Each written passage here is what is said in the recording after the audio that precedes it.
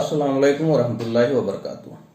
मुस्लिम नौजवान लड़के और लड़कियां, इन दोनों की रग़बत, इन दोनों की इस्लाम को लेकर के जो रेस्पेक्ट है, मोहब्बत है, वो और बढ़े। इसके लिए ये ज़रूरी है कि उनको पता हो कि दुनिया में हो क्या रहा है। तभी वो मोटिवेट होंगे, तभी वो समझेंगे, तभी उनके अंदर एक सेल्फ कॉन्फिडेंस पैदा होगा, एक रेस्पेक्ट पैदा होगा, एक सेल्फ रेस्पेक्ट पैदा होगा। कॉन्फिडेंस की कमी या रेस्पेक्ट की कमी से बहुत बार आदमी डिप्रेशन का भी शिकार होता है और गलत फैसले ले लेता है। जैसा कि हम जानते हैं कि पिछले 50 साल में सबसे ज़्यादा इस्लाम अगर कहीं फैला है तो वो है America and Europe and Australia, western countries में। जैसा लोग बताते हैं कि भाई इस्लाम जो है पैसों के बल पे फैल रहा है या तलवार के ज़ोर पे फैल रहा है, तो ये दोनों चीज़ें वेस्टर्न कंट्रीज़ के लिए बेमानी है। वहाँ पे मुसलमान जो ओरिजिनल हैं वो तो है ही नहीं, या बहुत कम थे। ज़्यादातर तो वो लोग हैं जो यहाँ से नौकरी के लिए गए, जो प्रोफेशनल गए, इंजीनियर्स गए, डॉक्टर्स गए, और अलग जो तबके के लोग गए जिन्होंने वहाँ नौकरियाँ की। तो बेसिकली उन्होंने, या उनका बहुत बड़ा रोल है, उनका बहुत बड़ा कंट्रीब्यूशन है कि उन्होंने इस्लाम को वहाँ पे प्रेजेंट किया, अपने अखलाक से, अपने कैरेक्टर से, अपनी मोरल वैल्यूज़ से इस्लाम को ट्रू सेंस में ज़िंदगी गुजारा और इस्लाम का एक प्रैक्टिकल पिक्चर पेश किया अमेरिकन के सामने, यूरोपियन के सामने, ऑस्ट्रेलियन के सामने। और सबसे ज़्यादा मतलब वो लोग दुनिया में अगर देखा जाए तो आज के डेट में सबसे ज़्यादा हाईली क्वालिफाइड लोग हैं, हाईली एडवांस लोग हैं, हाईली डेवलप्ड लोग हैं। उन्होंने बहुत तरक्की की साइंस में और अपनी बेसिक इंफ्रास्ट्रक्चर में। उसके बावजूद दुनिया ने इस्लाम को बहुत बदनाम करने की कोशिश की। इस्लाम एक वाहिद ऐसा मजहब है जिसके खिलाफ सबसे ज़्यादा किताबें लिखी गई, सबसे ज़्यादा प्रोपेगेंडा की गई।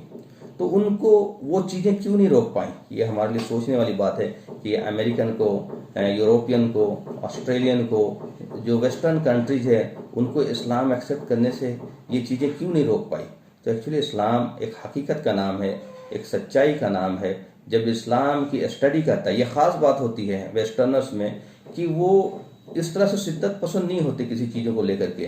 कोई चीज़ उनके जहन में अगर स्ट्राइक करती है तो उस पर रिसर्च करते हैं, उस पर गौर व फिक्र करते हैं, और जो इंसान रिसर्च करेगा, गौर व फिक्र करेगा, वो हकीकत तक पहुँचेगा, उसे हिदायत मिलेगी। जो लोग तलब करेंगे सच्चाई जानने की, वो लोग उस हकीकत तक पहुँचते हैं। इसका एक एग्जाम्पल एक कारगुजारी से मैं देना चाहता हूँ। एक वेस्टर्न कंट्रीज़ की या अमेरिका की ही एक कारगुजारी है शायद, कि वहाँ पे एक डॉक्टर फैमिली रहती थी और बगल में उनके एक पड़ोसी थे मुस्लिम फैमिली। उनसे उनके अच्छे टर्म्स थे, अच्छे रिलेशन थे।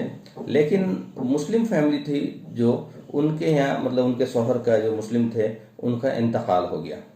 तो इंतकाल होने के बाद जो फैमिली थी, ख़ास करके जो अमेरिका में जो हिंदू ये अमेरिकन फैमिली जो थी वहाँ पे, तो उन्होंने पूछा कि भाई ये लेडीज़ जो हैं या उनकी वाइफ जो हैं वो बहुत दिनों से दिख नहीं रही हैं या घर से अब निकल नहीं रही हैं, क्या वजह है, क्या बात है। तो उनकी वाइफ ने बताया कि ये अभी उनका इद्दत पीरियड चल रहा है। तो उन्होंने पूछा ये इद्दत पीरियड क्या होता है? तो उन्होंने बोला ये एक सेल्फ आइसोलेशन है। जो आइसोलेशन पीरियड है उसमें वो किसी से दूसरे बाहर के अपने आप को बाहर की दुनिया से ताल्लुक़ ख़त्म कर लेती हैं और 3 महीना वो आइसोलेशन में अपने घर में रहती हैं, किसी से मिलना जुलना भी नहीं और दूसरे मतलब लोगों से मिलना जुलना नहीं। और सबसे बड़ी चीज़ ये है कि वो उस पीरियड में किसी से शादी नहीं कर सकती, किसी से निकाह नहीं कर सकती। तो ये चीज़ें उनको बड़ा एक डिफरेंट, मतलब एक नया चीज़ उनको पता लगा और उनके जहन में ये बात आई कि वाई दिस आइसोलेशन पीरियड, मरने के बाद इसकी क्या ज़रूरत है या इसकी क्या अहमियत है। तो उन्होंने पूछा कि भाई ये ऐसा क्यों करती है, उनको किसने कहा? तो बोला ये उनके लिए हुक्म है कुरान में, और अल्लाह का हुक्म है कि जब भी कोई इंतकाल करे तो उनके लिए एक सर्टेन पीरियड है, इद्दत पीरियड है, जो मिनिमम 3 महीना का है और उससे आगे का भी पीरियड होता है। तो वो पीरियड को आइसोलेशन में उनको, मतलब घर में ही रहना होता है, घर के मेंबर्स के साथ रहेंगे लेकिन बाहर की दुनिया से अपने आप को आइसोलेट कर लेती हैं और इसमें निकाह भी नहीं होता। फिर उन्होंने खुद रिसर्च, ये मैंने बोला नहीं, ये रिसर्च मतलब वेस्टर्नर्स की खास बात होती है कि वो चीज़ों को रिसर्च करते हैं, चीज़ों को समझना चाहते हैं, मतलब यूं ही ब्लाइंड कोई चीज़ नहीं फॉलो करते। तो उन्होंने कुरान पे रिसर्च किया, देखा बहुत सारे और भी जो साइंस की बातें थी, तो ये इद्दत पीरियड को उन्होंने स्टडी किया। फिर चूंकि वो खुद मेडिकल के डॉक्टर थे, तो उन्होंने इसकी बेसिस को जानने की कोशिश की कि वाई दिस आइसोलेशन पीरियड। तो बहुत ही हैरत कुन उनको जो एक बात पता चली कि वो है कि भाई जब जो दो मियाँ बीवी होते हैं तो उनके फुटप्रिंट होते, एक तरह से शौहर का फुटप्रिंट जो बीवी में होता है उसको ख़त्म होने में मिनिमम 3 महीने का टाइम चाहिए होता है। एक तरह से ये क्लीनिंग प्रोसेस है, एक फुटप्रिंट का क्लीनिंग प्रोसेस है, ताकि उसके बाद वो फिर किसी दूसरे से निकाह कर सकती हैं, किसी दूसरे से शादी कर सकती हैं। जो पहला शौहर है उसका कंप्लीट फुटप्रिंट जो है वो ख़त्म हो जाएगा। ये बड़ा हैरत कुन इंकशाफ था उनके लिए, हैरत कुन एक नॉलेज थी उनके लिए। और उन्होंने इस नॉलेज को उन्होंने कहा कि भाई ये नॉलेज, ये ज्ञान इंसान के तसव्वुर से बाहर है, इंसान दे ही नहीं सकता। इसलिए ये ज्ञान जो है उस हकीकी मालिक, उस हकीकी गॉड की ही तरफ से है। और ये इस बात को साबित करता है कि इस्लाम जो दीन है, जो कुरान का और मोहम्मद सल्लल्लाहु अलैहि वसल्लम का जो दीन है वही हक है, वही सच है, और उन्होंने इस्लाम कबूल किया।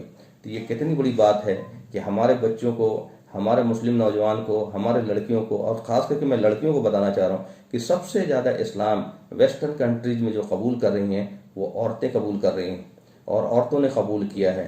उसकी रीज़न क्या है?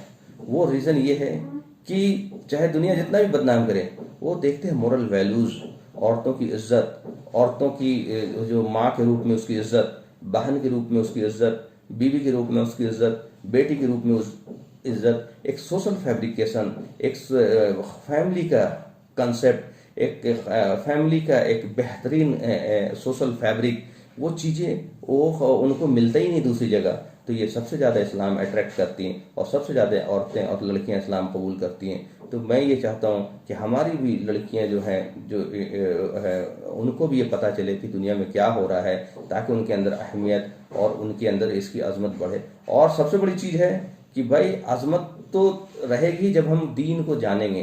भाई जितने भी दुनिया में आए हैं वो यहाँ रहने के लिए नहीं आए हैं हमेशा, चाहे गरीब हो चाहे अमीर हो, हमें एक दिन लौटना है। तो असल हकीकी ज़िंदगी तो आखिरत की है, जो हमेशा हमेशा के लिए है। वह या तो वहाँ अजाब होगा या हमेशा हमेशा के लिए जन्नत होगा।